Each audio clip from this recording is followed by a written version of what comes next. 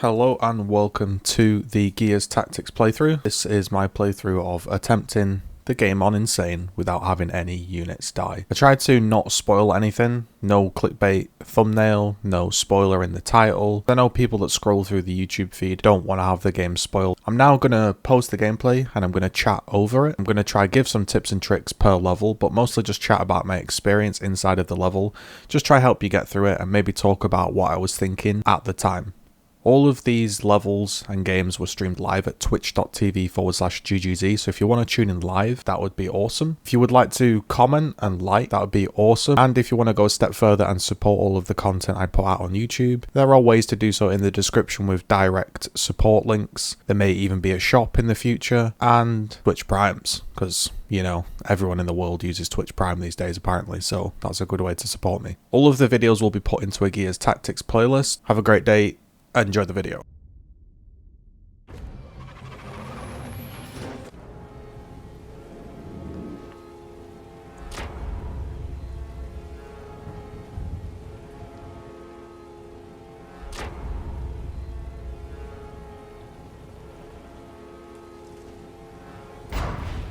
Alright folks, welcome to Mission 7, and this one, because I've been editing for about 12 hours straight, and I've been voicing stuff for like 12 hours straight, I guess I'm giving myself a quick break here, and I think the video is fast enough to play without any editing. It's 20 minutes, and I get to explain how I did the mission and some tips. So this mission is interesting because it's a side mission, and you get to only bring one character in, and it can't be a support character, and you get pincered, obviously, being only one character. So for me, I was finding it quite difficult with Stotty. I brought Stotty in because basically Stotty was in my Twitch chat. You know, I wanted to play with his character. Bit of a meme. Probably wasn't the best choice. Maybe you want a sniper. For sure you want a grenade. You're going to want to bring somebody in that has a grenade. And somebody that's semi-decent at overwatching kind of helps in my experience, but I'm sure there are a variety of ways to solve this mission. What I did was I pushed straight up. The reason I did that was when I sat midway and when I sat far back, I sort of ran out of moves and got quickly pincered, so I was trying to figure out the best way to push up. And immediately again I got stuck in Overwatch, and I just was like, well, that's it. This mission's rock hard. I don't know what to do. However, I'm technically behind a wall here, and I don't think he should be able to shoot me. And I don't want to get flanked, so I really wasn't sure what to do. So here was my plan. Walk up, grenade this guy that crosses me, and then boom. Right, that's him dealt with. Now what can I do with my one action point? Right, I'm just going to hide. I'm going to go back and hide, and I've got the bin covering my shoulder and the wall covering me. This guy then can't flank me. There's then another drone coming up, overwatching, and what this enabled me to do was this time, because the top of the roof was clear, I thought, alright, let's figure out what happens when I click this point, because this was my first time managing to get to this point, and I clicked it, and I released the chamber, and I found a second guy who looks like a sort of budget Dr. Disrespect, if we're being honest. And I was like, right, well, what can he do that's any useful? This took me, say, 10 attempts to figure out. So this one was a bit painful in the learning aspect, because there's only two of you, and for a large portion of the time, there's only one of you. Now, this is the move that I personally thought was useful. What I do is I push up with Cole. Sorry, not Coltrane, Dr. Disrespect, and this is where it was getting painful, right? All of these guys are appearing and flanking me the longer I waited. So again, you need to deal. It seems like this game works out better if you deal with the enemy at the source. Obviously then a load of things don't spawn. So here was like the little setup I had. Originally I was killing this sniper down below. This locust, should I say, in a lot of turns. I was suppressing him, I was grenading him. This time I decided to let him be free.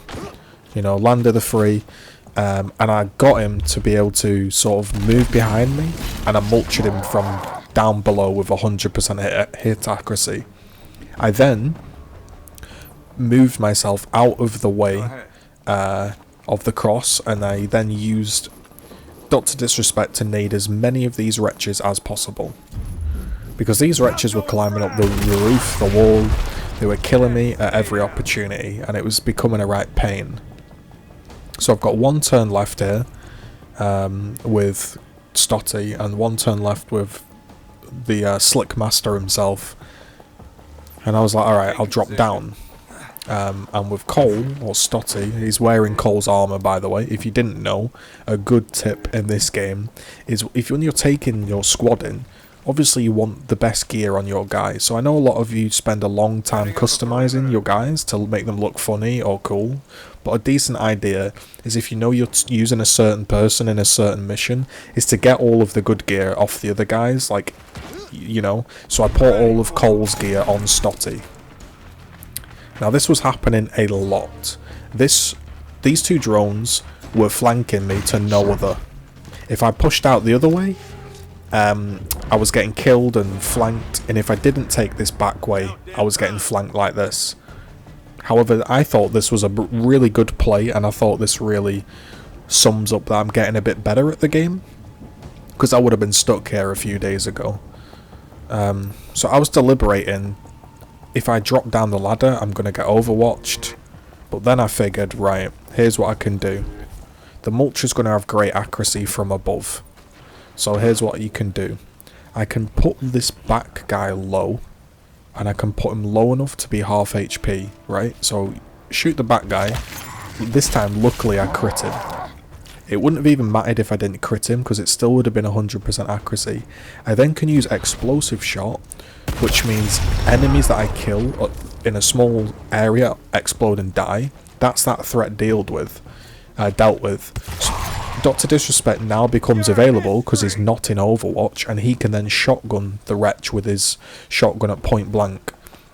And I thought that was a really useful little section there, because I've begun to use the active abilities in the way that's more useful. Suppression can lock someone in place, and if you know you've got good hit accuracy and you know you're going to definitely kill them, the explosive shot chain effect can be very useful. So I was pretty pleased with how that turn went, and I was trying to complete this mission in 9 turns. I'm still semi-salty about it. Basically, there's another objective where you get another case if you complete it in less than, I think, 15 turns.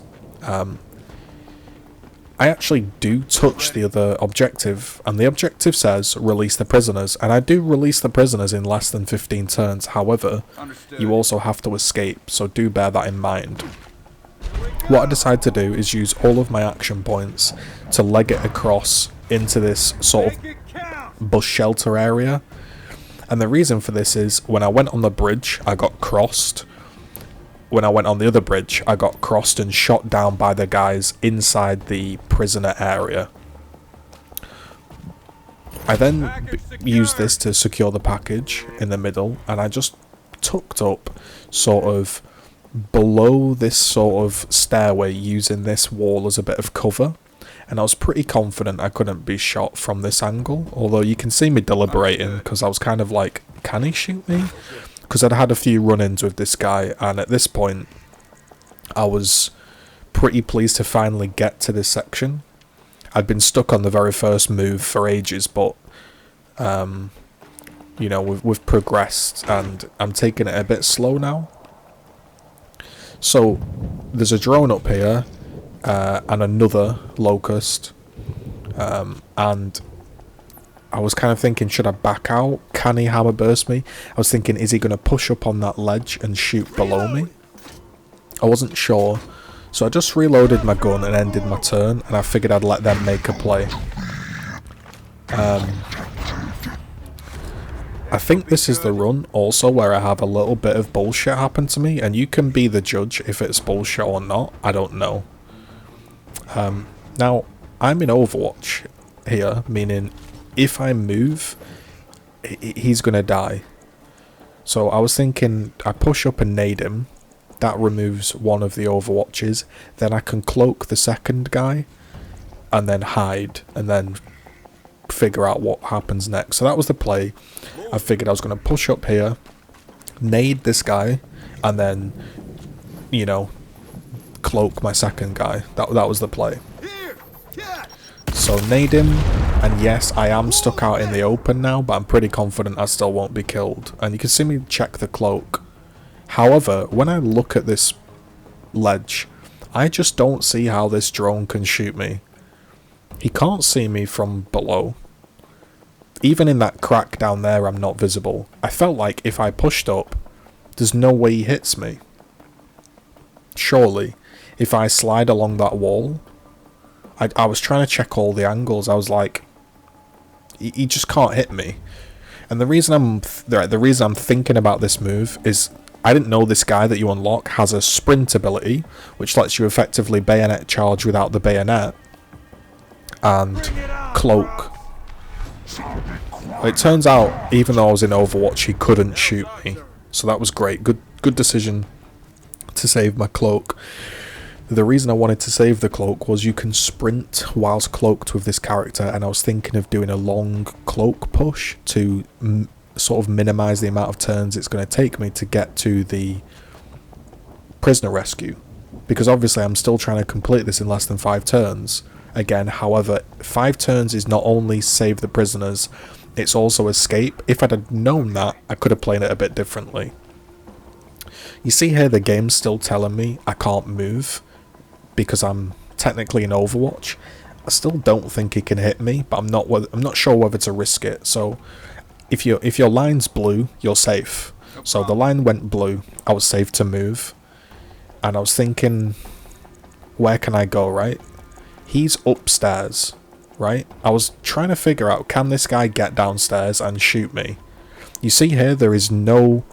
When I move, I was like, maybe I tuck in here? Maybe. But that doesn't give me many moves. Here, this is what happens, okay? I was like, there's no way the guy can get to my position in time. So I'm deliberating.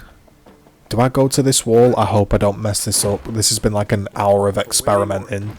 And knowing I can't be shot, I duck this guy back into the position that Dr. Slick Disrespect was just in. And then this happens. And my heart went and dropped. And look at this. He flick shot, FMJ reaction shot, freak shotted me through the floor for 490 HP. I don't know where he shot me from. I was thinking, were these blue X's a wall? Were they a hole? I just couldn't figure out where I was shot from. By some miracle, I'm still alive. So be very careful if you move into this area, that this guy might shoot through the floor. Which is... yeah, that put me on semi-tilt. So you can see me, what I'm trying to do now is I'm checking. Is there a hole? There's a doorway? I don't know how he shot me. So I'm just regaining my composure right now. Because I previously fought this guy and he killed me twice. So this time I really didn't want to choke, and this guy on this top of this building really does defend very well. So this was the play I was thinking. Easy. Move up, throw a grenade, it kills him. It killed the other drone, right? However, this grenade, I don't know why. Maybe it's because he's hunkered and has damage resistance or something. It doesn't kill him. So the grenade killed the other drone. Previously, remember I threw it. This one doesn't kill him. But I was in a state of tilt because he just shot me through a wall. I was like, what can I do? How do I... if I don't kill him now, he's going to push down those stairs and I'm on 1 HP. I'm dead. So that's where I was like in a state of tilt, trying to figure out what do I do. So I just threw the grenade. He is hunkered and I believe that's why he survived. And then I was like, I'm so butt clench, I'm just going to cloak. That way he doesn't come down the roof and kill me. So now my objective was to move this guy in a way that can support him Not in this turn, but the next turn, because I don't think the drone can obviously find me drawing cloak, so I'm safe. But I need to be able to help him out now. So now, I tried everything in my power to kill this drone on 1 HP. I thought, if I push up there, I'm going to be able to shoot the guy. But I didn't go for it, and I just opened up this room, knowing it's probably going to give me a character that's going to give me another turn. So my guy, Dr. Disrespect, is 1 HP in front of a drone, and the only thing that I've got to help him is this lady that popped out, and she can't even kill him. She doesn't spawn with grenades, she spawns with stims. And I was like, she's got a shotgun, she can't make that shot. Oh no, it's all over. How do I kill him? I just couldn't think of the move. Then I realised she had a chainsaw, and she was able to flank him with a chainsaw. And I was like, my lord, it felt like I was fighting a member of the 300, and he was just 1v9 in the world up there. I then used my turn to collect this package. So I did technically release all of the prisoners within 15 turns or whatever it was, but unfortunately it also means you have to escape. Now again, because I was in a state of tilt, I was streaming, I was talking to my stream, I wasn't sure if I got a checkpoint, chat wasn't sure if I got a checkpoint, so I'm still playing this like butt clench, because I didn't want to die. And I've got this guy on 1 HP, I've got Stotty here, and I really didn't want to go back to the beginning. Well, for the eagle-eyed viewers at home, we did in fact get a checkpoint, so it wouldn't have mattered if we'd have died. So there is a checkpoint at that second prisoner. I didn't know that though, so I was playing very cautiously. And I saw all of these wretches spawning, and I thought, well, that's it, isn't it? I am dead meat. Again, remember, you've got to group up all of your guys to get in the extraction point at the same time.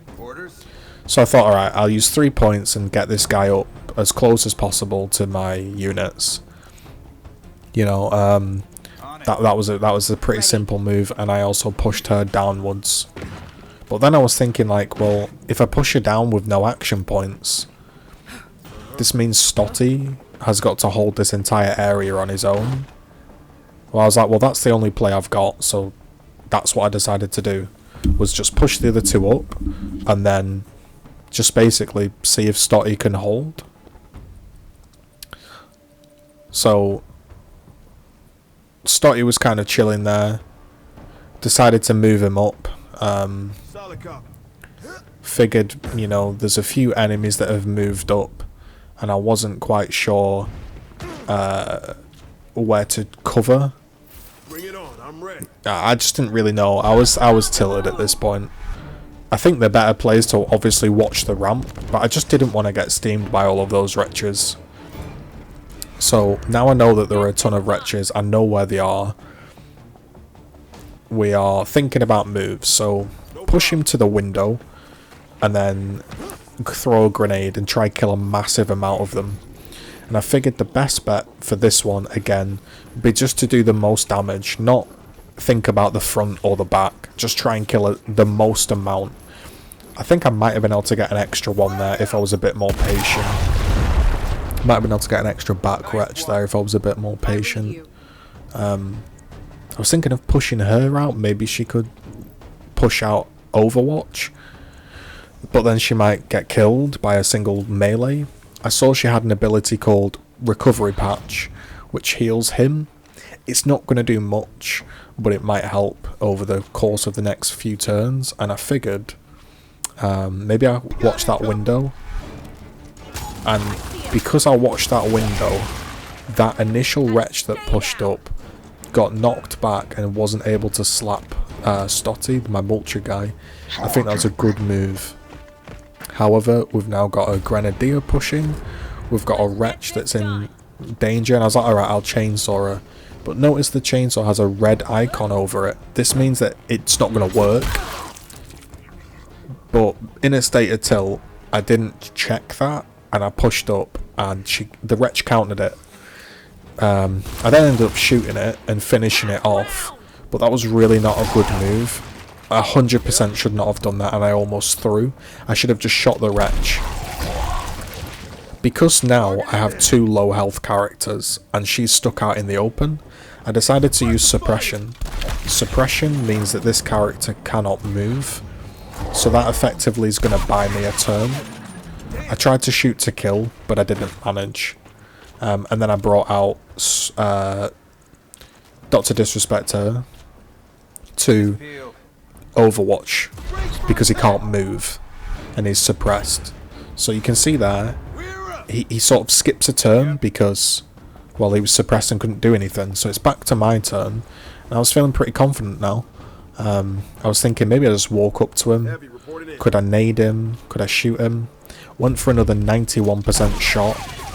Stotty missed. I figured I'd go again. And then this time, we finally managed to clear the battlefield. That was a really tough mission. And I was like, alright, I'll regroup my guys. And then I saw a whole host of people been dropped off. And I was like, are you kidding me? Because you've got to then get all of your guys into the circle. Luckily, on this turn, all of my guys were able to fit into the circle and not bypass the grenadier and automatically walk into his range, which would have got them killed. So, hopefully you enjoyed that. Leave a like and a comment. Peace.